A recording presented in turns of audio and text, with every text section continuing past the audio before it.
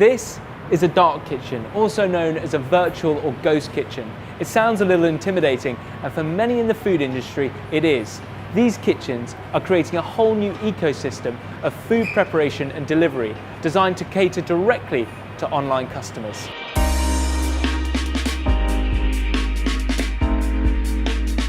The global online food delivery market made more than $91 billion in 2018 and is projected to generate revenues of nearly $165 billion by 2024. The industry's meteoric rise has seen several large online delivery companies pop up. In the UK alone, Deliveroo, Ubereats and Just Eat are battling for a piece of the multi-billion-dollar pie. To offer more food delivery options to areas with unmet demand, companies such as Deliveroo started to provide remote dark kitchens to restaurants. These facilities, which consisted of portable cabins and windowless shipping containers, were criticised by some, saying many customers were unaware that this was where their food was coming from. Despite the negative response, dark kitchens are becoming increasingly popular, with Ubereats recently opening its first kitchen in Paris. And for many companies, it's an industry that is offering new business opportunities. There are a variety of approaches that startup companies are taking to offer a delivery-only food service. Some are simply focused on setting up and hiring out kitchens in the right urban locations.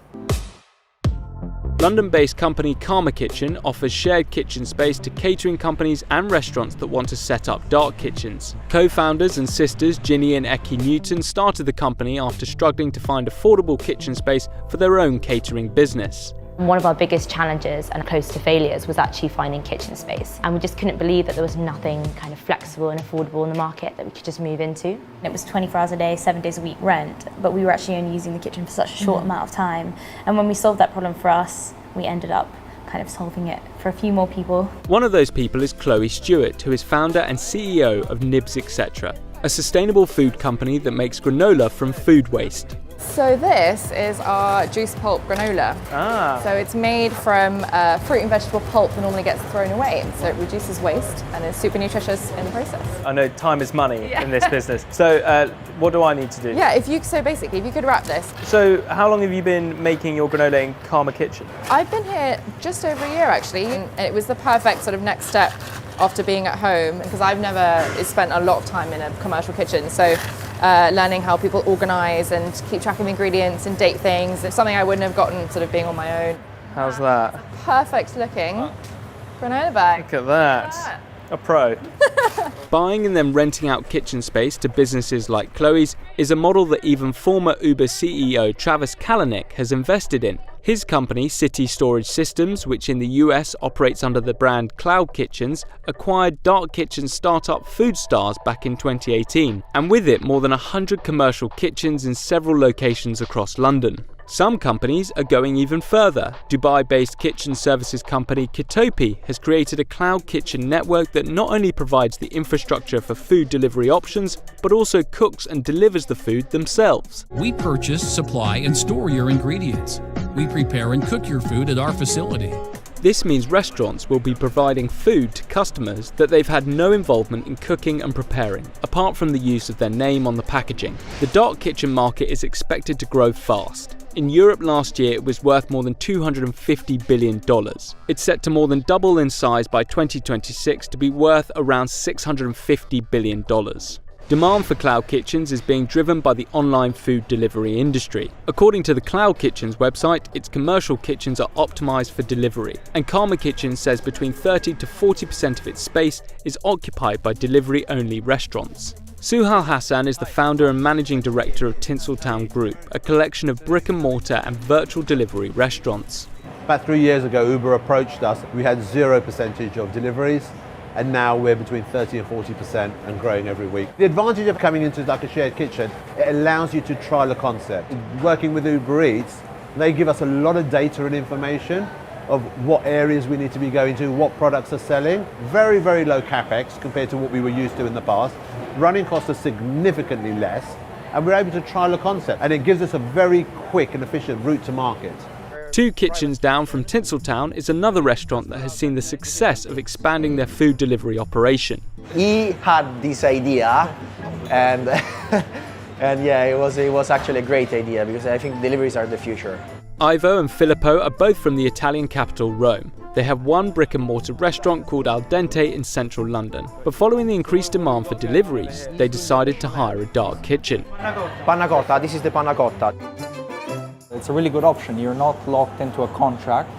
You pay monthly, and you don't have to risk the amount of capital that we had to risk initially, let's say, to set up the whole restaurant.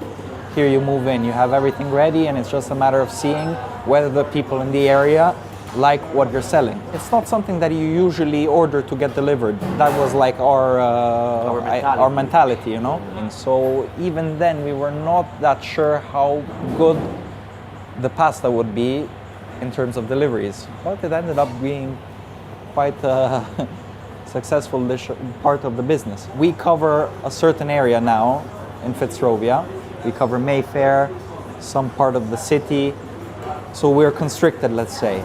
Most online food delivery companies set a delivery radius, which varies from city to city. Its aim is to reduce the time food is in transit. So if a restaurant wants to expand its delivery market size, opening a dark kitchen seems to be the simplest option. Hawaiian and Japanese-inspired restaurant Maki & Bowl has done just that. They have one brick-and-mortar restaurant in West London and have now rented kitchen space in East London at Karma Kitchen. We can go to the city and we can test the waters without having to invest really big. So having a physical shop, people can come in, they can see our faces, we can smile at them. Over here, they don't see our faces, but hopefully when they do order and it comes to their desk or wherever they are, they have that first bite and hopefully they'll fall in love and say, you know what, this is good. For restaurants wanting to expand, dark kitchens seem like a great option, but for the customer ordering a delivery, is the origin of their food clear and transparent? Do people know when they order your food from this site that it's coming from a dark kitchen? I think they do because... Why? I don't know actually, maybe they don't. You're right, I don't know, maybe they don't. Because if you Google Maki & Bowl, we've actually got a physical site. But you won't find us in Hackney, so they might be thinking, how are they here? So I got called in the other restaurant from people that order from Karma Kitchen, and I had to explain them that this is your dish came from another kitchen actually. I don't know if the person who's ordering that actually knows that it's come from here, but is that a problem? I don't think so. The customer wants a consistent product. They want a good product that they like with a good brand, and they want it to taste nice, and it needs to be affordable. Beyond the appeal of dark kitchens, what does this business model mean for traditional brick-and-mortar restaurants? In 2019, British TV chef Jamie Oliver saw his restaurant empire collapse with the closure of 22 of its 25 restaurants, resulting in roughly 1,000 job losses. He blamed online food delivery services as one of the main reasons his restaurant chain went under. And as online deliveries become the norm, some property experts believe this will reduce the number of bricks and mortar restaurants, subsequently increasing pressure on Britain's local high streets. Do you think you're going to close bricks and mortar stores? Because that's one of the concerns, is that high streets are going to suffer. And you're right, you're not wrong there. High street is suffering. We started off as bricks and mortar, and we're adapting to how the market changes. The business case of having a big, clumpy restaurant doesn't exist anymore. A whole segment, which is delivery, is here to stay. There are negative connotations around dark kitchens. I mean, the word dark seems quite sinister. Why is that?